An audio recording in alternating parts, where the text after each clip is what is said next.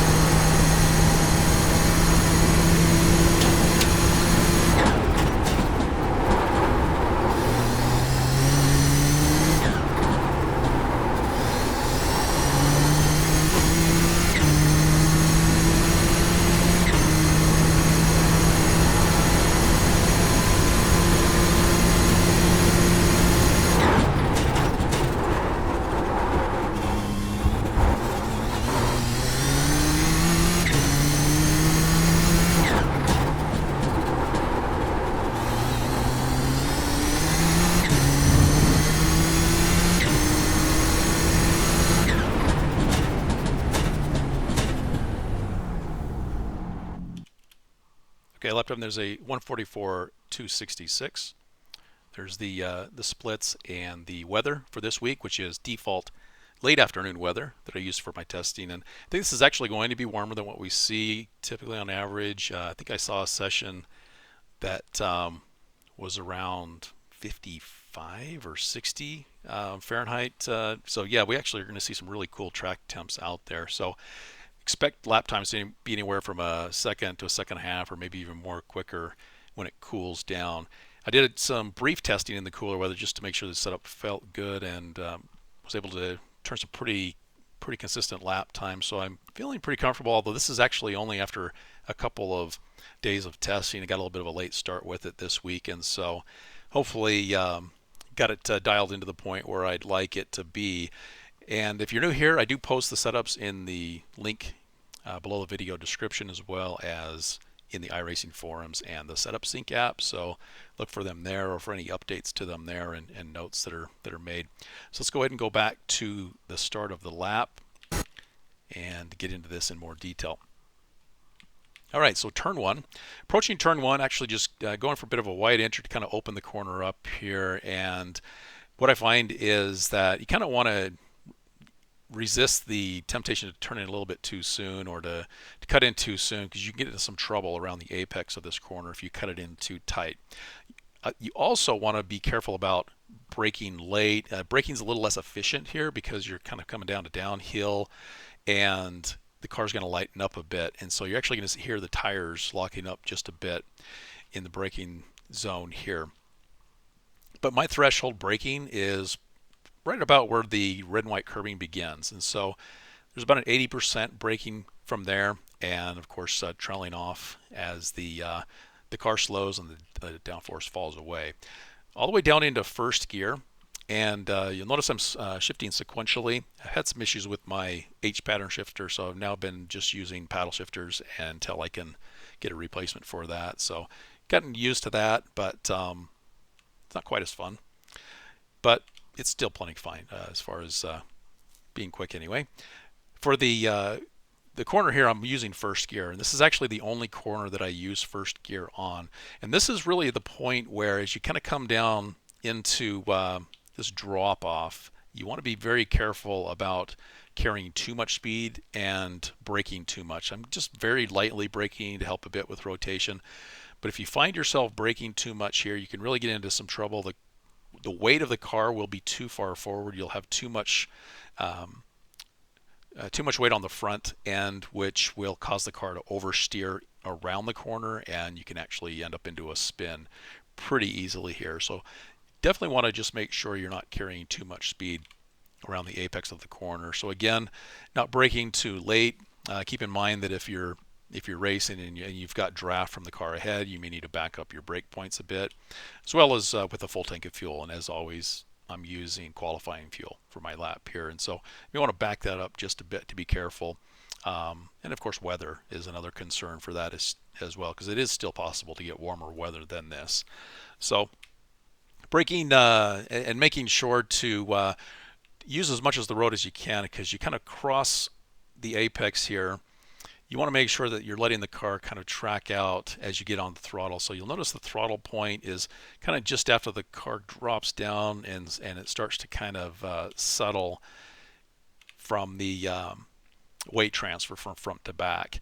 Easing into throttle. This is the first gear corner, and you'll also notice with the gearing that I use in my setup is that my first gear is just a bit shorter than my second gear, and so I'll be shifting up into second gear and actually reaching 7,000 RPM pretty quick in second gear here as well into this corner. But I like the shorter second gear for most of the corners, and then of course the even shorter first gear here. It seems to work out pretty well. Although bear that in mind for race starts, is that if you're starting in first gear, you're going to be up into second and then third pretty quickly, and so first to second isn't too big of a difference actually in the gearing that I'm using here. As you're getting on throttle, be careful not to commit to full throttle too soon.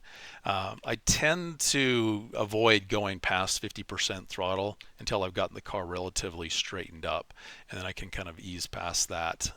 Again, you can have traction loss and spin issues if you're getting on throttle and the turbo spooling up right at that point. Up into second gear now, and giving the car a bit of a wide entry into turn two. So let's play turn one back at speed before we do that.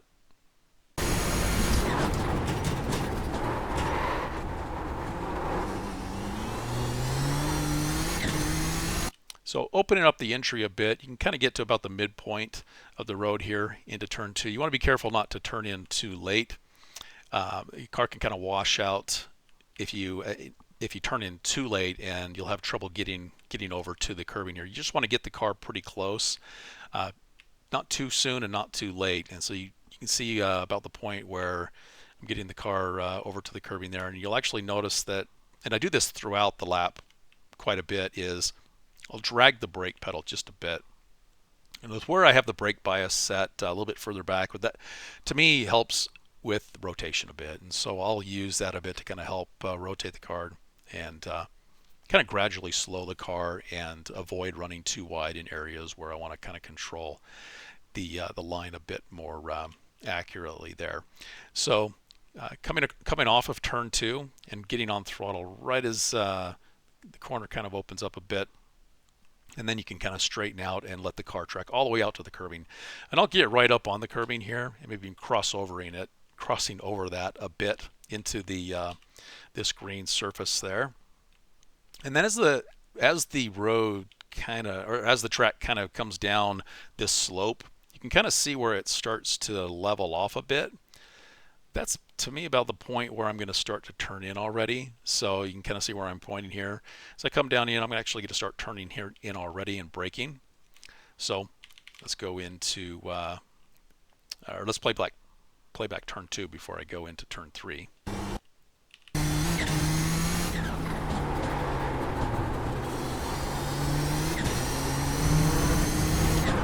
So I'm braking and turning in about the same time, right at about this point. And so there really isn't a clear marker for that, but this is another corner where you want to avoid turning in too late. And as you turn in too late, you're going to miss your mark and run out wide, and that's going to really hurt your line through turn four. So what you want to do is you want to get up onto this curbing a bit, not too much. There will be an off track if you get up into the kind of the grassy cobblestone type area there. But you want to get right up on the red and white curbing, crossing over there. And again, if you have to, just kind of tap or drag the brakes a bit to avoid running too wide. Down into second gear here still, and then easing on throttle coming off the corner. And this helps open up your line into turn 4 by not running again too wide. So as I mentioned, if you run and turn in too late into turn 3, you're going to find yourself running out too wide off of turn 3, and it's really going to affect your ability to turn in and hit your apex into turn 4. So coming into turn 4, you can use some of the curbing here, although I try not to use too much of that, because as the car comes down off that curbing, it can affect traction a bit, and you can have a little bit of traction loss, and you have to delay your throttle a bit. So you can kind of lightly graze that pretty safely, but be careful about taking too much of that, and there will be an off track if you get up over the red and white curbing.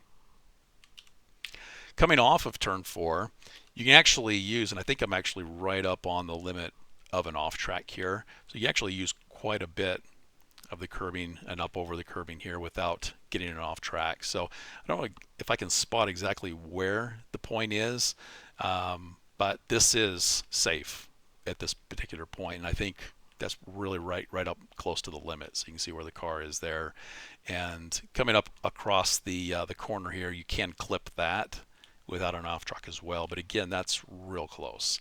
Ran a little wider than I would like here. It actually got a little rough, and I think that actually slowed my exit off the corner just a bit. I think I could have gotten to full throttle a little sooner. So I actually don't prefer to run quite that wide, but I did in this instance, and it worked out okay. All right, so let's go ahead and play the turns 3 and 4 together.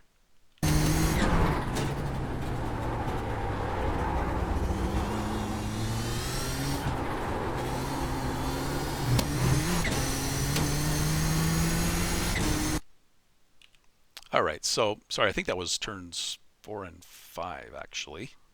Yeah, 4 and 5. So this is turn 6. So into turn 6, I will start to brake right as I reach the line and the edge of the corner of the line here, and it's really only about a quick 50% or so brake and then a downshift into third. So what you're doing as you turn into turn 6 is you actually want to avoid getting too much on the curbing. That was a little bit of a mistake that I made here, is as I got up onto the curbing just a bit there, that actually caused me to run a little wider. And what you really want to do is come around turn 6 and get the car actually pretty close to the tip of the red and white curbing there. And you'll see how wide I am. That actually helps quite a bit with turn 7. And I think what I did is I just turned in just a little early. So if you can delay your turn in just a little bit further, coming around, think of a little bit later apex off of turn 6. That'll help you get set up a little bit further to the left than I am here. Maybe not all the way over to the curbing, but definitely a little bit further left than I ended up here.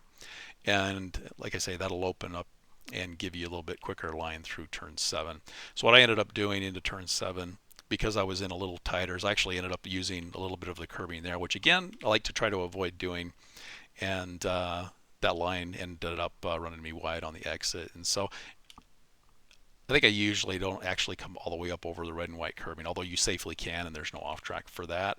But just kind of a quick note there about the line is that was one area of the lap that I thought could have been improved just a bit. And I think the reason for that, it really starts here. And like any set of corners, as you miss or you take kind of an awkward line into one corner, the following corners you'll have to make adjustments, and it's going to throw those off a bit. And so you want to definitely start off with a good line and a good entry into this corner without cutting that quite so close.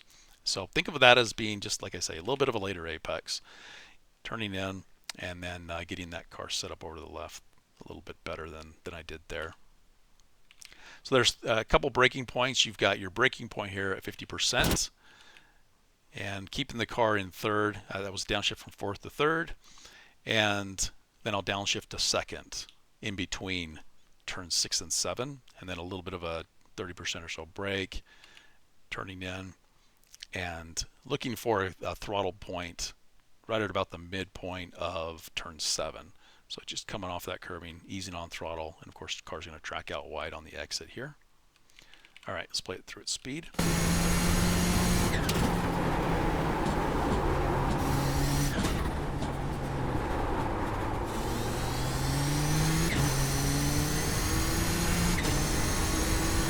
All right, so coming into turn 8, the Dunlop curve, starting to brake right about where you can see the curbing here on the left begin, and threshold brake 80% soon after.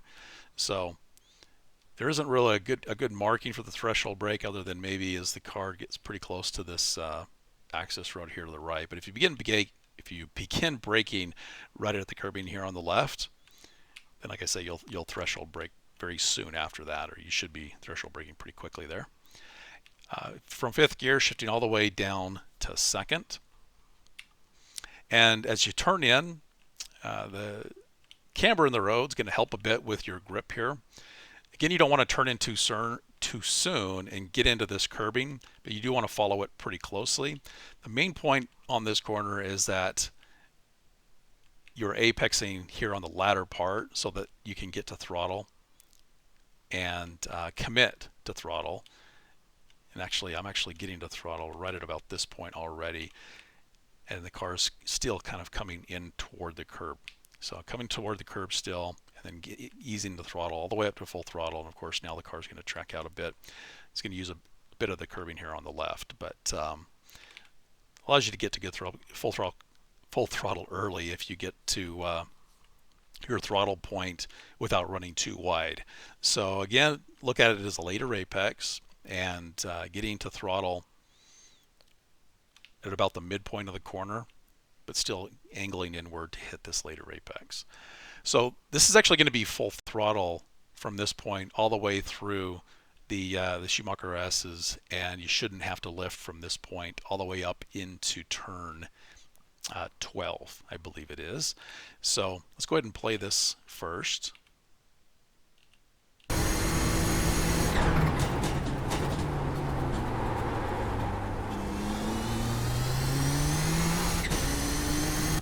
All right, so full throttle all the way from here to turn 12, and just a couple of notes about that to make that possible. I actually kind of came up onto the curbing just a bit to open up the entry. You don't want to turn in too soon into this curbing, because that's definitely going to throw off your line. And I found that if I kind of let the car come up onto this curbing a bit, that helped avoid situations where I might be turning in too soon.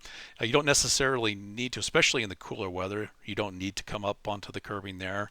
But for me, it kind of helped with just getting a feel for where the car was positioned and making sure that I wasn't turning in too soon. So as you turn in, and if you're looking for a specific point to turn in, I guess that would be about midway through the red and white curbing here to the right. So as you kind of get to the midpoint there, turning in, and looking to get as close to this curbing as you can, but I wouldn't use too much of it if you can help it. So you can see how close I get to the curb there without coming up on that. If you do come up on that curbing, then what's going to happen is the car's probably going to push out wide on you on the exit, and you may have to lift. Now with fuel, and if it gets a little warmer than this, then this is the point where you're actually going to lift just briefly. So just as you turn in and as you're coming across the road toward the curbing here to the left, just a very quick, light lift. And you can actually lift coinciding with your shift up into fifth gear.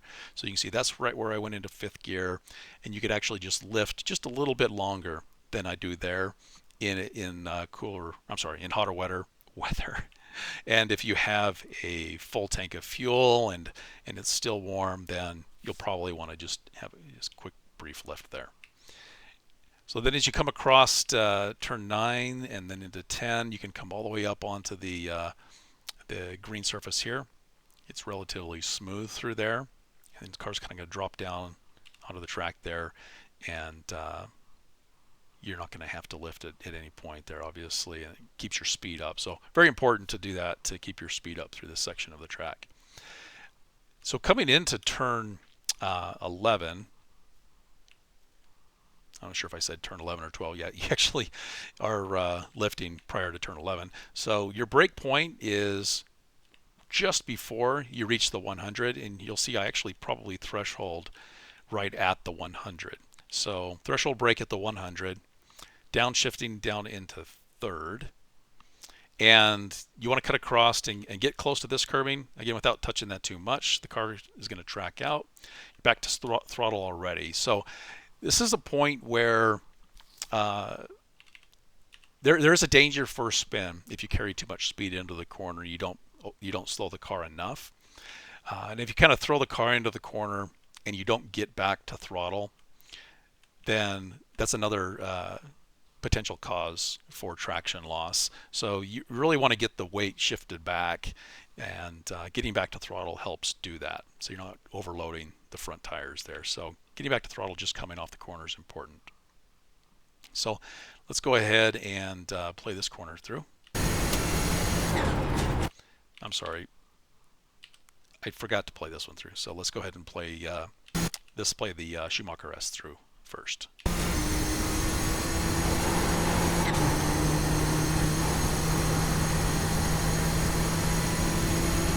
All right, and then turn 11.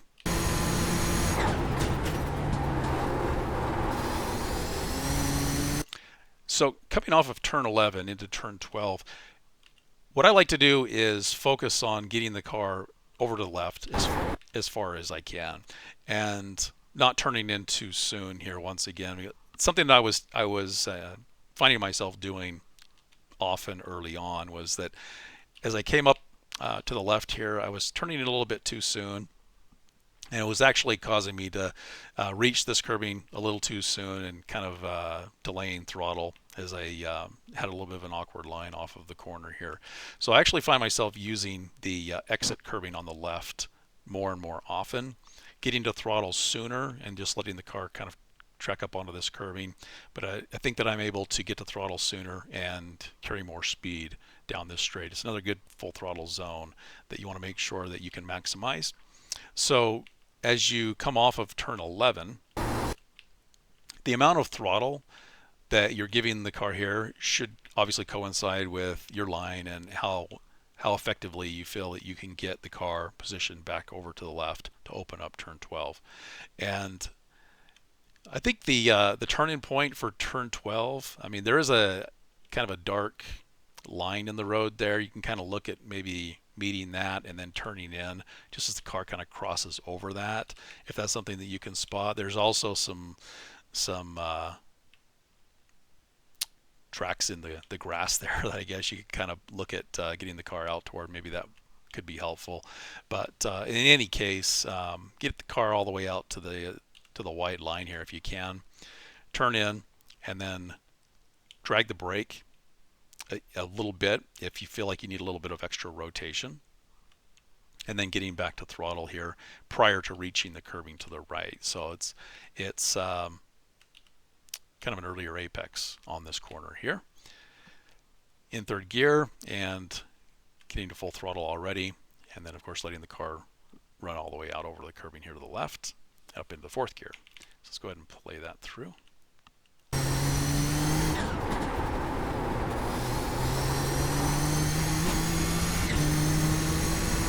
And of course full throttle all the way down through 13 and the chicane.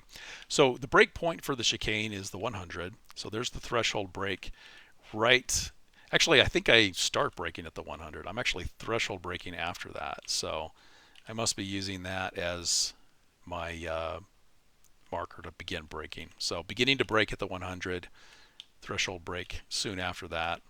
Actually probably exceeded that and locked them up briefly. So coming into the chicane here, my line was a little bit off. What you want to do is you want to use all of the flatter section of the red and white curbing on both the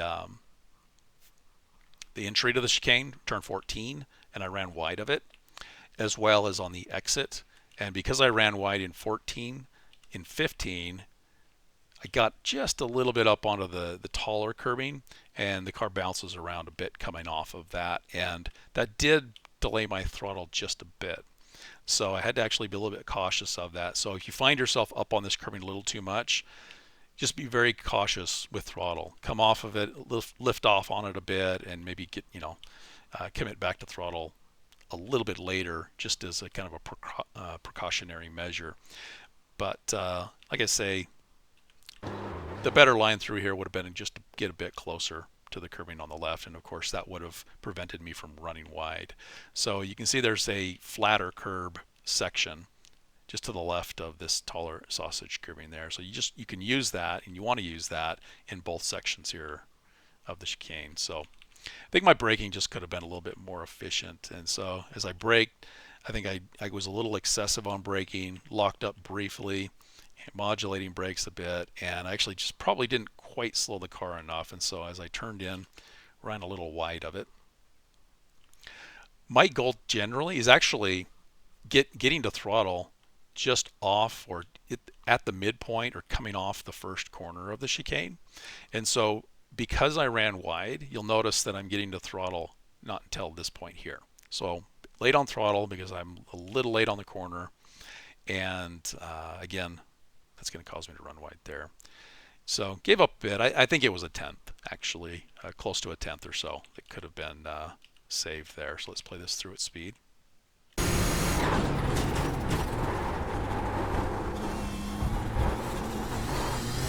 Actually, we can look and see, yeah, 0.11 on the time lost there. So that was because of the bad line. So final corner, the Coca-Cola corner. We're going to keep the car to the left, and I like to just make sure the car's parallel to the red and white curbing here to the left.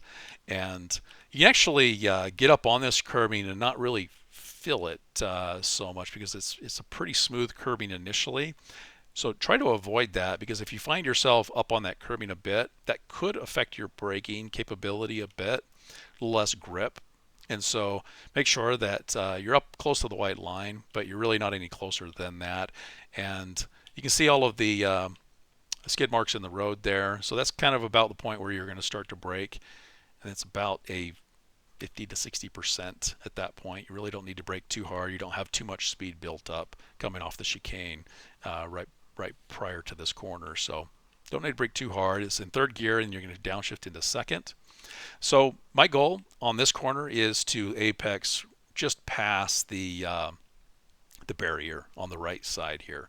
So getting the car to kind of come around and then apexing and getting really close, and sometimes even just touching this curbing, but be very cautious with taking too much curbing here. Again, it's a point where as the car comes down off this curbing, you can have traction loss issues. And if you're getting to throttle, and you should be getting to throttle by now, you'll see this is the throttle point just past the barrier, starting to get to throttle. So if you're getting to throttle and you're coming up on the red and white curbing there, you may actually have to lift or just delay your throttle a little bit, because as you come down off the curbing, then you're going to have rear traction loss, obviously. And so you can get real close to that, but try not to use it if you can. And then, of course, if you've kept it nice and tight here to the curbing, you should be able to start opening up steering and let the car track all the way out wide here, and you're going to be full throttle all the way through. So let's play the last corner back.